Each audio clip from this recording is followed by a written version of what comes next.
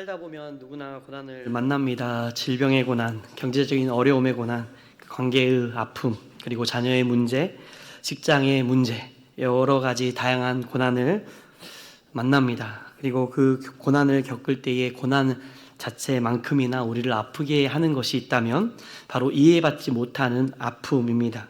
내 마음은 이미 무너져 있는데 그 무너진 마음 가운데 누군가가 이렇게 쉽게 말할 때에 더 마음이 무너집니다. 네가 무슨 잘못이 있겠지. 믿음이 부족해서 그런 거 아니야? 기도를 더 했어야지. 하나님 앞에서 회개할 죄가 있는 게 아닌가라는 이런 말을 들을 때에 우리의 마음은 더 무너지게 됩니다. 물론 고난 속에서 우리의 자신의 행위를 살피고 우리의 마음의 태도와 동기를 살펴봐야 될 때도 있습니다. 그러나 성경은 모든 고난을 단순히 죄의 결과로만 설명하지 않습니다. 고난은 그렇게 단순하지 않습니다. 우리의 짧은 판단으로 쉽게 결론 내릴 수 없는 고난을 받았던 욥의 모습이 대표적인 그 예입니다. 오늘 본문 욥기 19장은 깊은 고난의 바닥에 서 있는 한 사람의 고백입니다. 욥은 재산을 잃었고 건강을 잃었으며 가장 사랑하는 사람들에게 존경을 잃었습니다. 그리고 이제는 자신에게 가장 사랑스러운 친구들에 의해서 정죄를 받고 오해를 받고 있는 상황입니다. 그때 욥은 그 절망의 자리에서 이렇게 고백합니다. 내가 알기에는 나의 대속자가 살아 계시니라고 고백합니다. 이 고백은 평안할 때에 나온 고백이 아닙니다. 그리고 모든 일이 잘 되어질 때에, 회복되어질 때에 나온 고백도 아닙니다. 오히려 삶의 자리에 모든 것들이 무너졌을 때에 나온 고백입니다. 욥기서 19장 2절에서 욥은 친구들에게 이렇게 말합니다. 너희가 내 마음을 괴롭히며 말로 나를 짓부수기를 어느 때까지 하겠느냐. 욥은 친구들의 말이 단순히 기분 나쁜 말 정도로 그친 것이 아니었습니다. 그 말이 자신의 마음을 괴롭혔고 짓부쉈다라고 말합니다. 이 짓부수다라는 의미는 으깨다, 산산이 부수다라는 의미를 가지고 있습니다.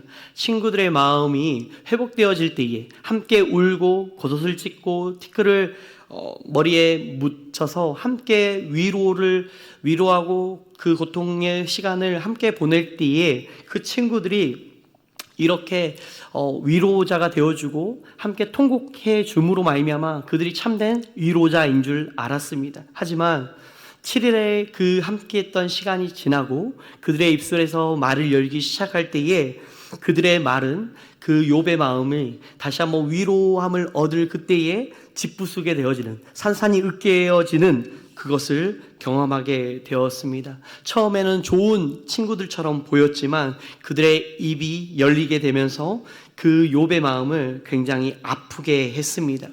그들은 욥의 그 고난을 자신들의 신학으로 분석하려고 했고 설명하려고 했습니다. 그들의 논리는 대체로 이렇습니다. 하나님은 의로우시다. 하나님은 죄를 간과하지 아니하신다. 죄를 반드시 심판하시는 분이시다. 그런 공의의 하나님이시기 때문에 네가 이렇게 고난당하고 아파하고 이 모든 것들은 너가 가지고 있는 죄 때문이다. 때문에 하나님 앞에서 회개해야 된다라고 이렇게 말하는 것입니다. 그들의 말을 일반적인 상황에서는 그들의 말이 별로 틀린 것이 없는 것처럼 보입니다. 하지만 하나님은 의로우시고 죄는 반드시 심판하시는 하나님이시죠. 다 맞는 말입니다. 그러나 정작 문제는 그들의 말에는 욥의 상황과 욥이 당하는 그 고난의 뒤편에 있는 그것을 보지 못했다라는 겁니다. 일반적인 상황 안에서 그들이 가지고 있던 일반적인 진리 안에서 이 욥의 상황을 해석하려고 했다라는 겁니다. 때문에 욥을 긍휼의 눈으로 바라보기보다는 먼저 정죄했습니다. 욥을 형제로 보기보다는 하나님 앞에서 죄인으로 보았습니다. 욥에게 가장 먼저 필요했던 것은 분석이 아니었고 정답도 아니었습니다. 욥에게 단순히 필요했던 것은 곁에 있어주는 사랑이 필요했습니다. 우리가 누군가 고난을 당할 때 쉽게 이런 말을 할 수 있습니다. 믿음으로 이겨낼 수 있습니다. 기도하겠습니다. 그리고 또한 하나님께서 언젠가 반드시 회복시켜 주실 것입니다 라는 말을 쉽게 할 수 있습니다. 물론 틀린 말이 아닐 수 있습니다. 하지만 어떤 사람의 형편 안에서는 그 회복이 일어나지 않을 수 있습니다. 그 말이 고난의 한복판에 있는 사람에게 어떻게 들릴지 한 번 더 생각해야 됩니다. 고난당하는 사람은 이미 충분히 아픈 상태에 있습니다. 이미 마음이 무너진 상태에 있습니다. 때문에 우리가 어떤 권면에 그리고 위로의 말을 할 때에는 하나님께서 어떤 말씀으로 우리에게 말씀하시는지, 그 사람에게 어떤 말씀으로 위로를 하시는가 먼저 주님께 물어야 됩니다. 예수님은 고난당하는 자를 보실 때에 불쌍히 여겨주셨고 긍휼히 여겨주셨습니다. 나사로의 무덤 앞에서 예수님께서는 부활의 능력으로 그를 살리셨고 살리실 수 있으신 분이셨습니다. 그런데 주님께서 가장 먼저 하신 것은 그 무덤 앞에서 눈물을 흘리셨다라는 것입니다. 우리는 누군가의 고난을 다 이해할 수 없고 알 수 없습니다. 누군가가 깊은 어둠의 밤을 지새울 때에 우리는 그 깊은 어둠의 밤을 다 헤아릴 수 없습니다. 그리고 그 사람이 눈물 흘린 그 눈물의 양을 알 수 없습니다. 그리고 그 사람이 하나님 앞에서 얼마나 씨름했고 얼마나 버텼는가를 우리 또한 알 수 없습니다. 그렇기 때문에 우리는 쉽게 말로 위로하는 것보다 오히려 그를 위해서 묵묵하게 기도해 주는 것이 필요합니다. 욥은 이어서 3절에 이렇게 말씀합니다. 너희가 10번이나 나를 학대하였다라고 말씀합니다. 10번은 단순한 숫자라기보다는 반복되는 괴롭힘을 의미합니다. 한 번의 말도 아픈데 같은 정죄를 계속해서 세 사람이 번갈아 가면서 할 때에 욥은 더욱더 무너졌습니다. 고난자는 말로 쉽게 무너질 수 있습니다. 그러므로 성도는 말로 사람을 살리는 성령에 충만한 사람이 되어야 될 줄 믿습니다. 고난 중에 있는 사람에게 가장 필요한 것은 해석이 아니라 긍휼의 마음입니다. 정답보다 먼저 사랑입니다. 충고보다 먼저 함께 울어주는 마음인 줄 믿습니다. 그러면서 이제 욥의 더 깊은 탄식이 일어나게 되는데 7절에서부터 이제 하나님께 부르짖었지만 응답이 없음을 고백합니다. 그리고 자신의 앞길에 어둠을 두셨다라고 표현하고 자신의 영광을 거두어 가셨다라고 표현합니다. 그리고 희망이 나무처럼 뽑혀졌다라고 말씀합니다.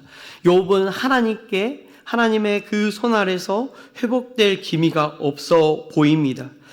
욥은 단순히 이 몸만 아픈 것이 아니라 인생 전체가 무너졌습니다. 그런데 더 아픈 것은 사람들의 외면입니다. 눈에 보이는 사람들에 의해서 더 아파합니다.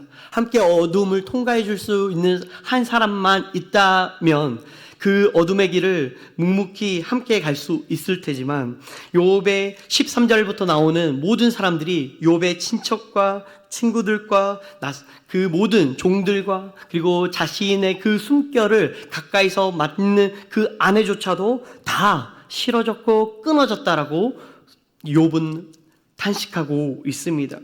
고난이 길어지면 결국에는 외로움이 찾아오게 됩니다. 처음에는 많은 사람들이 관심을 가집니다. 기도해 줄게, 내가 함께 있어 줄게. 그리고 또한 여러 가지의 성경의 말씀들로 권면합니다. 그런데 고난의 시간이 길어지면 사람들이 하나 둘씩 관심이 끊어지기 시작합니다. 연락이 끊어지고 그리고 또한 계속해서 그 사람이 어떤가에 대한 이 안부조차도 끊어질 때가 있습니다.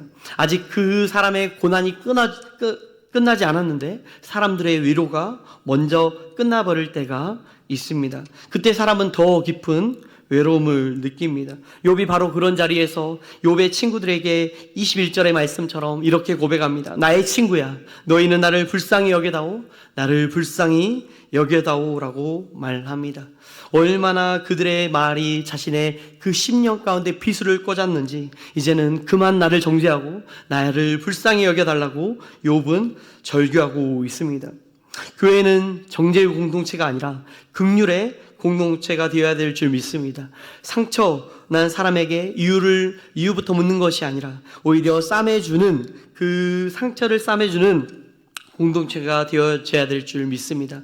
죄에 대해서는 단호하게 죄를 죄라고 말해야 될 때가 있습니다. 하지만 모든 고난자를 죄인 취급해서는 안 됩니다. 모든 아픔을 믿음 없음으로 몰아가서는 안 됩니다. 하나님은 우리가 의지했던 모든 것들을 하나씩 하나씩 끊어지게 합니다. 그리고 우리를 더 깊은 믿음으로 부르십니다. 사람의 위로가 한계가 되어질 때에 그 자리에서 하나님 앞에 홀로 서게 하십니다. 시편 기자는 이렇게 고백합니다. 시편 27편 10절 말씀을 저희가 함께 합독하시겠습니다. 내 부모는 나를 버렸으나 여호와는 나를 영접하시리다. 사람이 떠난 자리, 그리고 사람이 이해하지 못하는 자리, 그리고 나를 잊은 것 같은 그 자리에서 하나님은 우리를 영접하여 주시고, 그리고 우리를 아시고, 그리고 하나님께서 우리를 기억해 주십니다. 사랑하는 성도님들, 혹시 그런 외로움 가운데 초에 계시는 분 계십니까? 계속해서 하나님께 간구하면서 나아갈 때에도 아무런 응답이 없고, 사람들은 갈수록 멀어지고, 다 내가 의지했던 모든 것들이 점차 하나씩 하나씩 끊어질 때에, 오히려 그때에 우리가 사람을 넘어, 우리가 의지하는 것을 넘어 오직 하나님 자신을 바라보는 그 자리에 우리를 있게 하시는 줄 믿습니다.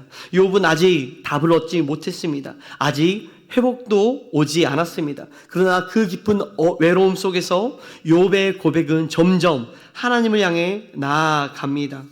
이제 본문의 절정에 도착하게 되는데요. 욥은 23절과 24절에 이렇게 말씀합니다. 나의 말이 곧 기록되었으면, 책에 쓰였으면, 철필과 납으로 영원히 돌에 새겨졌으면 좋겠다라고 이렇게 말합니다.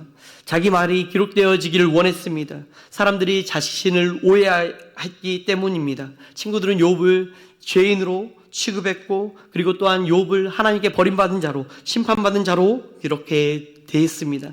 하지만 그 욥은 자신의 말이 기록되어지기를 원했습니다. 누군가는 알아주길 원했습니다. 그 억울함의 자리에서 자신의 믿음의 고백이 기록되어지길 원했습니다. 그 순간 욥의 입에서 이 고백이 터져 나옵니다. 25절에 있는 말씀인데요. 내가 알기에는 나의 대속자가 살아 계시니라고 말씀합니다. 이 고백은 욥기 전체에서 나오는 욥의 위대한 믿음의 고백 중 한 표현입니다.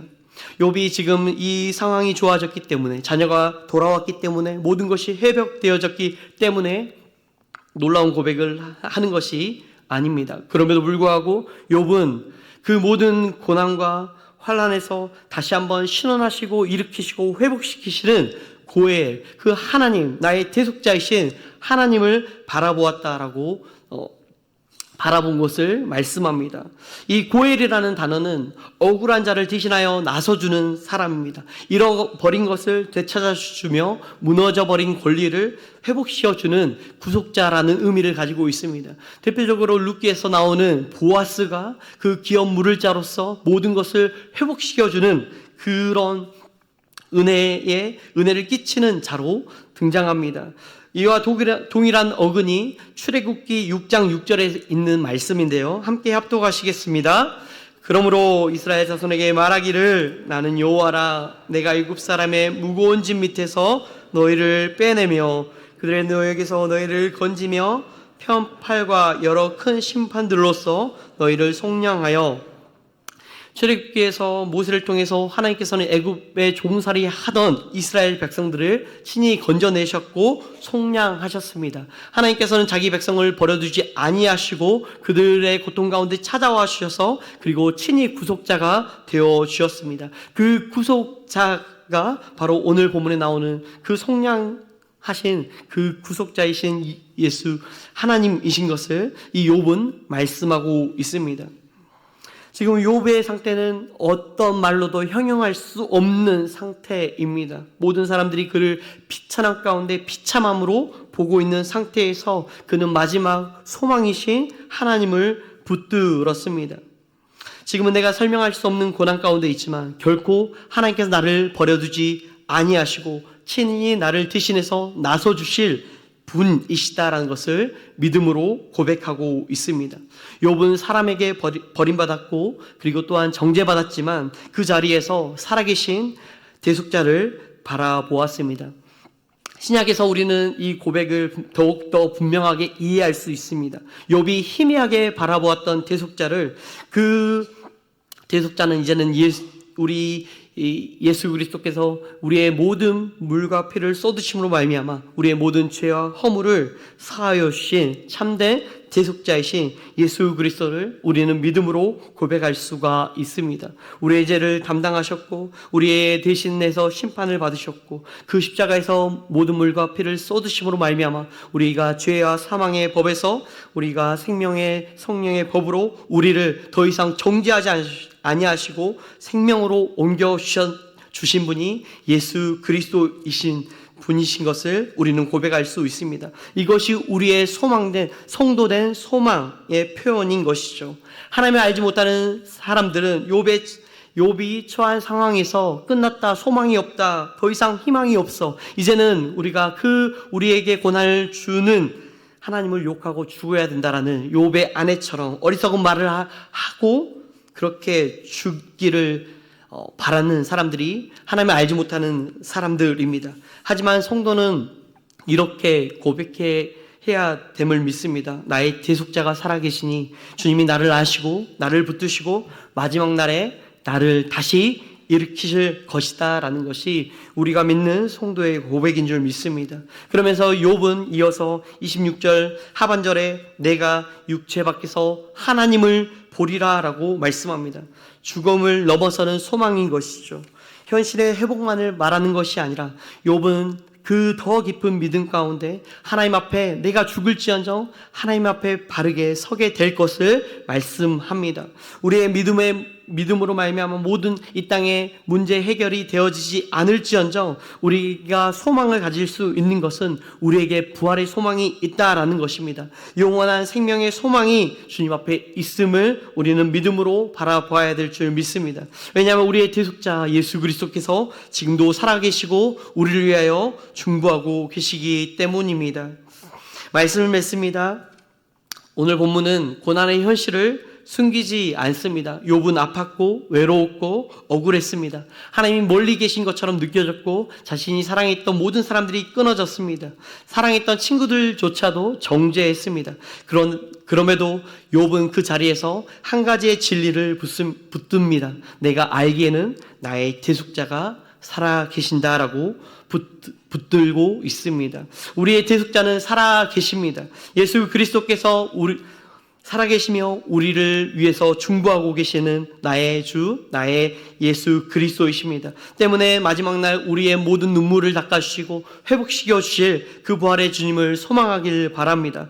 그 고난의 자리에서 낙심이 되어질 때에 우리의 소망 되신 예수 그리스도, 그리스도께서 우리의 연약함을 동정하지 못하실 분이 아니시고 우리의 눈물을 아시고 우리의 마음을 아시고 우리의 아픔을 아시는 그 주님께 당당히 나아가시는 저 우리 성도님들 되시길 바랍니다. 그리고 오늘 또 살아계신 우리의 대속자이신 예수 그리스도를 붙들고 믿음으로 다시 서실 수 있는 저 우리 모든 성도님들 되시길 소망합니다. 기도하겠습니다.